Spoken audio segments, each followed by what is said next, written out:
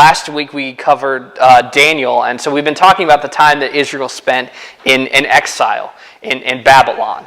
But there's some interesting things that happen, and Daniel kind of gives a little bit of a glimpse of the time frame, is that there's this turnover of kingdoms.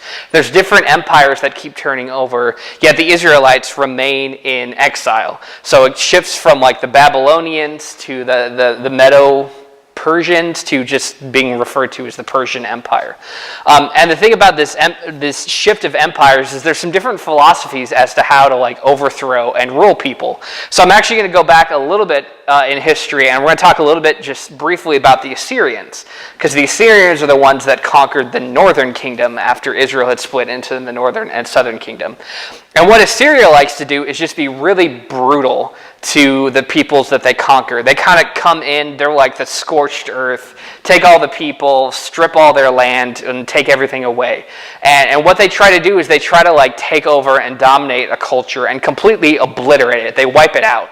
And so what happens is when the northern kingdom is conquered, we basically have no historical record from that point on of there being those 10 tribes of Israel. They're referred to often as the 10 lost tribes of Israel, because the northern kingdom, those tribes, like they don't really ever come back. They get scattered and assimilated throughout the Assyrian kingdom of the people that did survive the Assyrian siege. And then they're just kind of not heard of because their culture is essentially wiped out by the Assyrians. That's the way that the Assyrians dominated people. The Babylonians weren't quite as brutal as the Assyrians, but they still had a similar philosophy. They wanted to come in, they wanted to strip your land, they wanted to take away all the best and brightest and make them their slaves, so that they could do their thinking for them and do their hard work and those kind of things. So if you were worth anything from the Babylonian perspective, they'd carry you off. If you weren't worth anything, they'd either kill you or leave you behind. But for the most part, they took all the goods out of Israel, and the Babylonians are the ones who take over the southern kingdom, and they carry them off to Babylon. Now, they do let them keep some semblance of their culture, and you see a lot of that in the book of Daniel, that fight of, are we going to stay Israelites? Are we going to kind of blend into Babylon because they got some good things going, and you know, apparently their God is stronger than our gods because they defeated us, blah, blah, blah, all those things. And so there's that struggle while the Israelites are in Babylon. Are we going to become Babylonian or not? But then the Persians take over, and they kind of just overthrow the Babylonians. And the Persians have an even different perspective, and it's a little bit more Greco. They learned a lot of the way of treating people from the Greeks. And that idea was just, you can have your own culture, and actually we want your culture to thrive. And then what we want you to do is to take all the good things that you can produce and everything from that and pay us in taxes. And we're just going to benefit off of you, but you could totally have your thing, have your way. Just know that you're our subjects and that you're beholden to us. And so it's this a lot more subtle way of influencing a culture and then also benefiting from it. And the Greeks continue to do that even more. And we even see that today where, like America, we've just forced everyone to be on our currency. For those of you who know how America now controls the world, it's because everybody is on the US dollar. And so if America struggles, then the whole world economy tanks, and so like everybody else has to prop us up. But anyway, that's economic theory that we don't need to talk about in history, and I'm a history nerd. Okay, moving on. So because the Persians take over and they have this philosophy, they actually say, hey, Israelites, if you want to go home and reestablish Jerusalem as a useful place, do it. Like, it'd be really beneficial for us. You're going to pay us in taxes. You're still going to be part of the Persian Empire. But absolutely, like, go back home, rebuild, like, make it happen. And so there's this huge shift then for the Israelites where they're allowed to go back to Judah. And from this point on, they're pretty much known as Jews because it's that Judean kingdom that survives. And so from this point on, pretty much the Israelites become known throughout history as Jews because they're from Judah. And so they're allowed to return and rebuild. But the thing is, like, you could look upon it and say, like, wow, that's so cool. Like, they must be so happy they get to go back home. And not really. It's not that they are upset that they're going home. It's just that when they get home, they realize how much it's just been destroyed and left. And so it's not a joyous return home. It's a return home that's going to require a lot of work, a lot of hardship to rebuild. And that's kind of what Ezra and Nehemiah describe. It's that what they need to do to rebuild Jerusalem. And that means rebuilding. The two things that are focused on is rebuilding the temple, because it's God's house and that's what God has appointed for them to do, and to rebuild the wall around Jerusalem, because that's their way of defending themselves. That's the way of Jerusalem lasting and remaining, is to put a wall around it. And now there's been a lot of talk about walls and building walls recently. This is a very different thing. Ancient culture is a very different time. General people were a lot more brutal back then, and so I'm going to try to avoid that conversation as much as possible. Nehemiah, yes, is building a wall, but not the same kind of wall. And the Israelites actually themselves are refugees who are then building a wall to protect themselves after they come back. Anyway, it's a totally different political circumstance, just so that's clear. But there's actually three people that we're going to talk about tonight, because we talk about Ezra and Nehemiah because they're the guys who got the books named after them. But there's actually a guy that's first before Ezra and Nehemiah bringing back people to Jerusalem. Also, I want to point out that the way they come back to Jerusalem isn't, they don't all just come back at once. They come back in like waves. And so the first wave is actually led by this guy known as Zerubbabel, which is absolutely worth mentioning just because his name's Zerubbabel, and then I get to say Zerubbabel multiple times, so that's fun. So Zerubbabel leads one group, Ezra is the leader of a second group, and Nehemiah leads a third group, and they all come back to Jerusalem at different times. And there's likely more than three waves, it's just that those are the ones that we're told of in Scripture. That it could have been any number of waves of people coming back to Jerusalem. It wasn't just all at once. So Zerubbabel is the one who does it first. And let's see if we can learn a little bit about him. This is from Ezra 3, 2-3. Then Joshua, son of Jozadak, and his fellow priest, and Zerubbabel, son of Shealtiel, and his associates began to build the altar of the God of Israel to sacrifice burnt offerings on it, in accordance with what is written in the law of Moses, the man of God. Despite their fear of the peoples around them, they built the altar on its foundation and sacrificed burnt offerings on it to the Lord, both the morning and evening sacrifices. So Zerubbabel here is mentioned as being the son of Shealtiel, which may not mean anything to you, and it doesn't mean anything to me until I research it. And then you find out that Zerubbabel is of the line of David. He's actually of the king line. He's a grandson of the last king of Israel, Jehoiakim. It's really hard, and those two were like right after one another, so I always forget which one's which. Anyway, he's the grandson of the last king of Israel. And so he's actually of the kingly line. So it's in some ways it makes sense that he's one of the first guys to come back to Jerusalem. He's like, I'm going to come back and take my throne. Except that Israel still, again, they've been conquered by Persia. They've been allowed by the king of Persia to come back to Jerusalem. And so Zerubbabel gets appointed the governor of Judah. So he doesn't quite get his throne back. He's not kind of reinstalled as a king, but he does get to be a governor. So he becomes the kind of main political, governmental figure in Judah. So Zerubbabel brings back that group first. And I think we kind of see some leadership characteristics from him because of this. He's got kind of that pioneering spirit. He's the first guy to step up and say, we can go back home, like let's go. And he leads the charge. And he sends out and brings back this group of people. And so he's the first leader to return. And in fact, like the next one isn't talked about until Ezra 7, which is when Ezra himself shows up. He gets the book named after him, but not the first one to come. But let's hear a little bit more about Zerubbabel in Ezra 4. And sorry, one of the things I wanted to point out is can we go back to the previous slide, Elizabeth? Thank you. So he's building the altar for God. That's the very first thing that they want to do as soon as they get back into Jerusalem. Because God has said, go back to Jerusalem and rebuild my temple. That's literally the charge that they've been given. And it's such a strong charge, in fact, that we see earlier on in Ezra, Cyrus, who's the king of Persia, says, I received a vision from God saying to rebuild the temple in Jerusalem. I'm going to send you all these supplies and everything to do it. And Cyrus even says, God has told me to do this. The king of Persia, who's a pagan king who does not believe in God, says, rebuild the temple to your God. That's what he's told me that you're supposed to do. And so there's kind of this incredible thing that makes this happen.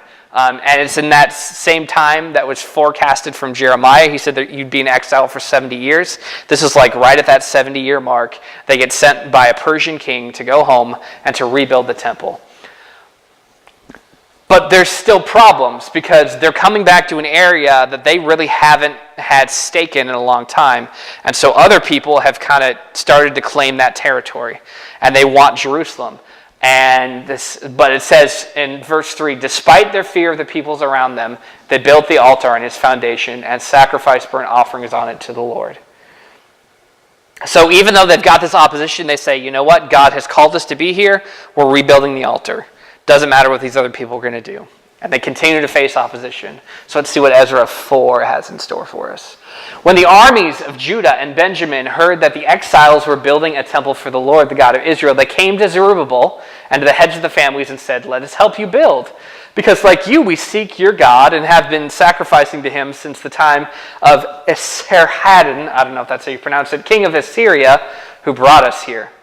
But Zerubbabel, Joshua, and the rest of the heads of the families of Israel answered, you have no part with us in building a temple to our God. We alone will build it for the Lord, the God of Israel, as King Cyrus, the king of Persia, commanded us. Then the people around them set out to discourage the people of Judah and make them afraid to go on building. They bribed officials to work against them and frustrate their plans during the entire reign of Cyrus, king of Persia, and down to the reign of Darius, king of Persia. So they've got enemies back in their lands who don't want them rebuilding the temple because that is establishing, again, this is our space. We have Jerusalem. Our God is here. Our God will protect us. So these enemies try to be a little sneaky about it and say, like, well, we'll help you out. This sounds like a good thing. The king of Persia wants it, so we want it too. We're going to help you build the temple. But Zerubbabel is a good leader. He realizes what's going on, and he says, no. You're just going to undermine us. You're going to attack us. You're going to do bad things. We'll build it ourselves. The king of Persia wants us to build it, so we're just going to build it. And so he kind of is able to just shut it down and says, that's not the way this is supposed to go. God has appointed us to do this task ourselves. We're going to do it. And so he's able to kind of help a little bit, but then they get all this discouragement. They start bribing officials. And what ends up happening is they build an altar, but they don't build the temple right away because they have all this opposition. And it actually takes 15 years for them to even start building the temple again. There's this whole book of prophecy called Haggai or Haggai, depending on how you want to pronounce it, which is basically like, what are you guys doing? You're supposed to be building the temple, and instead you're building your own houses. Build God's house. Because they were actually given specific supplies to build the temple, and then they all took those supplies and say, well, I'm going to build my house now because nobody wants us to build the temple, so I'll just build my house instead of building God's house.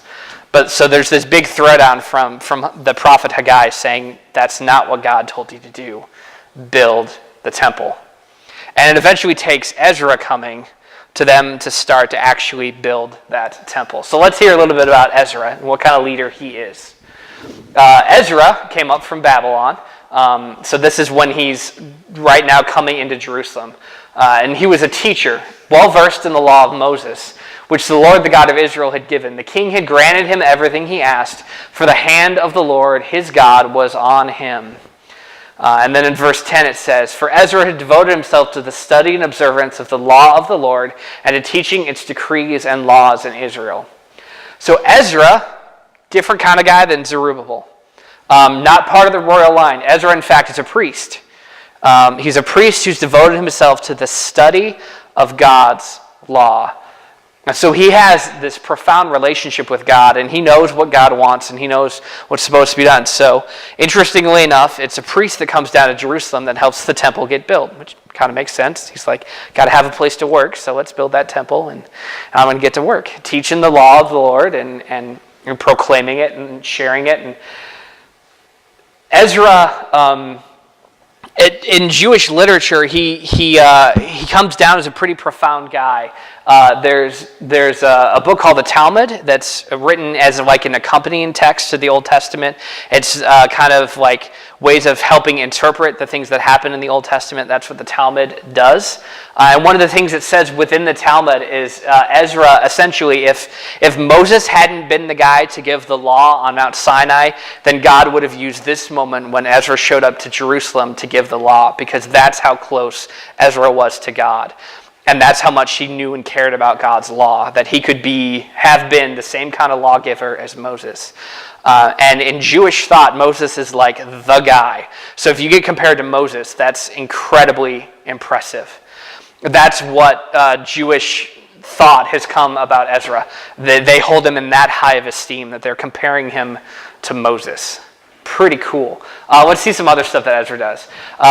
Let's see what he does with conflict. So what happens is they've built the temple and they're starting to read out the law, and there's this point in time when they realize that most of the people that have been settling in this land, that have kind of been there for a while before Ezra had come, has started marrying and intermarrying with the foreigners that are around. And that's one of those things that when we see that in the text, we're just like, well, what's wrong with that? What's wrong with marrying someone that is different than you, like that's from a different country? That shouldn't be an issue.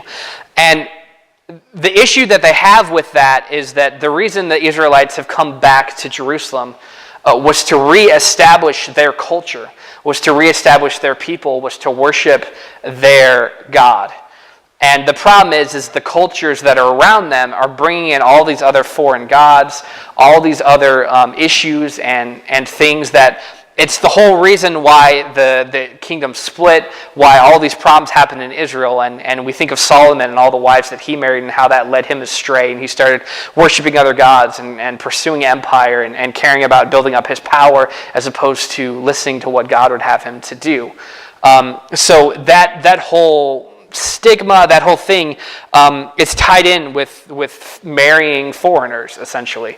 And so they say that's really not a good thing. If you're going to do that, we're going to lose our culture again. We're going to lose our proper worship of God and putting him first. Again, this is not something that's supposed to be happening. So I just want to point out that, again, ancient world context looks a lot different than our context right now.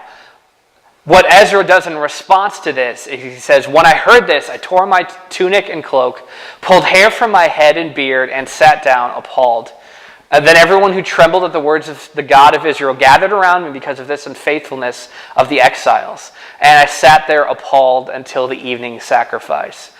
So his immediate reaction to hearing this, to hearing how people were not listening to God, is to just weep and be so distraught that he's tearing his cloak and he's tearing out his beard, which is this huge way of mourning, because it would then be noticeable that you've been in mourning because you've got a chunk of hair out of your beard. So it's pretty noticeable. So what he does is he decides to call together all of the people that are back in Judah and has them assemble, and he just says, let's have a meeting, let's talk about this, and let me tell you what the law of God is, what the word of God is, what you're supposed to be doing. So in 9 through 12, we see within the 3 days, the time they gave them to gather, all the men of Judah and Benjamin had gathered in Jerusalem. And on the 20th day of the 9th month, all the people were sitting in the square before the house of God, greatly distressed by the occasion and because of the rain. Then Ezra the priest stood up and said to them, you have been unfaithful. You have married foreign women, adding to Israel's guilt. Now honor the Lord, the God of your ancestors, and do his will. Separate yourselves from the peoples around you and from your foreign wives. And the whole assembly responded with a loud voice, you are right, we must do as you say. And so here we see kind of the different leadership style of Ezra. And this contrasts somewhat with Zerubbabel, but will contrast even more with the next guy we see, Nehemiah. Because Ezra, he's got the heart of a pastor. He's a shepherd. He's one who encourages people. His philosophy here, even though he's in incredible distress, is to talk it out. He's not one to bang heads together. He's one to say, guys, let's talk about this. Why are you doing this? This is what God wants you to do. We should follow God. And so the action and the emotion that he tends to take is more turned inward, where he tears his tunic and he rips out part of his beard. And he's definitely passionate, but he has a good amount of tact with his way of dealing with people. And so he has that kind of style of leadership. There's also, and we're not going to deal with the text of this because there's a lot of text for it. Ezra he writes letters back and forth with the people back in Persia who've been their support, because anytime they face opposition, it's kind of these neighbors who are like, well, you guys shouldn't be building stuff. And did the king of Persia really say that this was what you're supposed to do? And so he writes back to the king of Persia, hey, they don't believe you. Like, send some kind of sign so I can show them that your authority is behind this, that we're supposed to be building the temple. And he sends that away. And then he gets it back and he shows them the letters to their foreign neighbors. It says, the king of Persia is behind us. So if you want to stop the temple from being built, you're going to have to answer to him.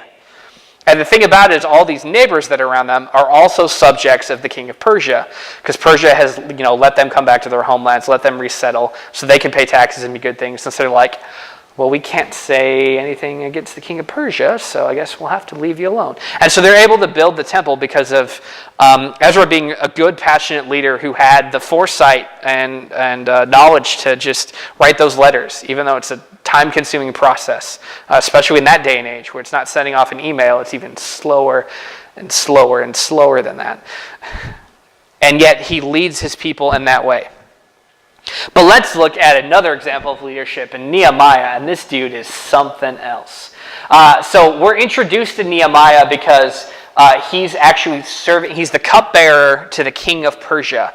If you don't know what a cupbearer is, it's the guy who gets to drink the wine before the king does to make sure it's not poisoned. And so you're like 1A as far as like servants that are trusted by the king. Because if he can't trust you to like make sure that he doesn't get poisoned, then he's probably going to get poisoned. Because who better to poison the king than the guy who's handling his cup and being like, oh yeah, it's totally good, and now I poison. So yeah, pretty important job that he has, pretty trusted servant. What happens is Nehemiah has a brother who's been with the exiles back in Jerusalem, and who comes and reports back to Persia and says, Nehemiah, like, things are not good back there. Like, they've been building stuff and they've rebuilt the temple, but the walls are destroyed, and so every time they turn around, they're getting attacked again, and the gates are being burned down, and the walls just keep getting kicked down, and anything they try to build just gets destroyed. In fact, in this time frame, the temple is actually rebuilt like 3 or 4 times. They continue to persevere, they continue to rebuild, but it keeps getting torn down because they always have opposition, because rebuilding is hard. So Nehemiah weeps and he's so distraught, and so he comes before the king and says, the king asked me, why does your face look so sad when you are not ill? This can be nothing but sadness of heart. This book of Nehemiah is written from Nehemiah's perspective, by the way. I was very much afraid, but I said to the king, may the king live forever. Why should my face not look sad when the city where my ancestors are buried lies in ruins, and its gates have been destroyed by fire? And the king said to me, what is it you want? And then I prayed to the God of heaven, and I answered the king, if it pleases the king, and if your servant has found favor in his sight, let him send me to the city in Judah where my ancestors are buried, so that I can rebuild it. So Nehemiah is he would be classified kind of as a prophet, just because of like his character. He's passionate, he's fiery, he's charismatic.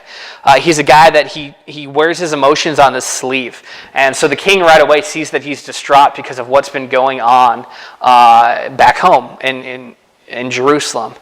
And so he lets the king. He takes risks. He's willing to step out and say, this is what's going on. It's bad back home, and it just grieves me. And so the king says, what can I do? And he says, well, send me there. Let me rebuild. And that becomes Nehemiah's passion, is to rebuild, and specifically to rebuild the walls so that Jerusalem can be protected. But he's kind of cunning too. He actually goes down there and takes a group with him of other officials, and he never says, I want to rebuild the wall. He just kind of takes them on a tour and says, let's check out Jerusalem and see what it looks like. And then he says, well, this wall doesn't look so great.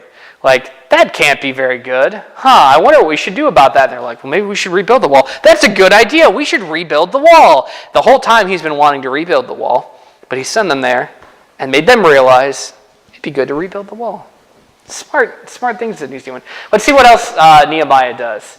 So this is what happens when Nehemiah faces opposition. So we've got Sanballat and Tobiah and Arabs and Ammonites. These are essentially just giving names to some of those opposition people that are around. They're neighbors that are trying their best to destroy Jerusalem and make sure it doesn't get rebuilt. Those are the guys. So when Sanballat, Tobiah, the Arabs, the Ammonites, and the people of Ashdod heard that the repairs to Jerusalem's walls had gone ahead and that the gaps were being closed, they were very angry. They all plotted together to come and fight against Jerusalem and stir up trouble against it. But we prayed to our God and posted a guard day and night to meet this threat. Meanwhile, the people in Judah said, the strength of the laborers is giving out, and there is so much rubble that we cannot rebuild the wall. Also, our enemies said, before they know it or see us, we will be right there among them, and will kill them and put an end to the work. And then the Jews who lived near them came and told us 10 times over, wherever you turn, they will attack us. And so the people are saying, we can't do this anymore. We're physically exhausted. There's too much junk in the way. There's too much rubble. We can't rebuild this wall. And the enemies are saying, we're going to kill them. If they try to do it, we're going to kill them. And so their people are saying, anywhere we try to go, we're getting attacked. Just because we're trying to rebuild this wall. And yet, Nehemiah's response continues to be, we're going to rebuild the wall. We're going to rebuild the wall. The only chance that Jerusalem has is if we rebuild the wall. We need to build the wall. And so he comes up with a strategy. And so we see in the next passage here, don't be afraid of them. Remember the Lord who is great and awesome and fight and will fight for your families, your sons and your daughters, your wives and your homes. When our enemies heard that we were aware of their plot and that God had frustrated it, we all returned to the wall, each to our own work. And from that day on, half of my men did the work, while the other half were equipped with spears, shields, bows, and armor. The officers posted themselves behind all the people of Judah who were building the wall. And those who carried materials did their work with one hand and held a weapon in the other. And each of the builders wore his sword at his side as he worked. And so they decide, defending ourselves is important, but building the wall is most important. So we're going to put guards up. We're going to have every person who work with one hand and with a sword ready in the other. And so we're going to build this wall. And so Nehemiah has this passion. And he won't be stopped. No matter what opposition comes up against him, he says, this is what we're going to do. We're going to build the wall. And so we see some different leadership styles. Zerubbabel being that pioneering leader. Ezra being that compassionate and encouraging shepherd leader. And Nehemiah being that fiery, charismatic, inspirational leader. And the thing about this is all of these guys, their work, the things that they do are blessed by God. The differences in their leadership styles doesn't mean that there's one that God says, well, I can't use you, I can't use that. He's able to use the way that they lead to push Israel forward, to get Jerusalem resettled, to get the temple built, to get the wall built, to get God's people restored as to where they're supposed to be. And the thing I want us to take from this is that we all have different gifts. We all have different things that we're passionate about. We all have different approaches and ways of doing things. And God, I think, has created each one of us uniquely to be able to be leaders, to be able to lead maybe a big group of people, maybe just one other person. You're going to have roles and opportunities to lead. And God has gifted you in a unique way to lead as you are supposed to lead. And so that's what I want to be the encouragement that we get from these, is that Zerubbabel, Ezra, Nehemiah, all different styles, yet all were blessed by God, all led God's people. And so the other thing I want to point out is that they had obstacles. Rebuilding, building, doing anything is going to take work. You're going to face opposition, especially when it comes to doing good kingdom work. We see plenty of times in Scripture where there's these great highs that are then immediately confronted with being tested. When the Israelites went to Mount Sinai and were given the Ten Commandments, when Moses gave them the law, the next thing they faced was trials in the desert for 40 days. Jesus, when he starts his ministry, he gets baptized, and it talks about how like the Spirit descends on him like a dove, and God's shows who Jesus is. The next thing that happens is he goes to the desert to be tempted and tested by Satan. We can have these great moments, these great spiritual high moments, and almost immediately, every time, you're going to be tested. And things are going to get difficult.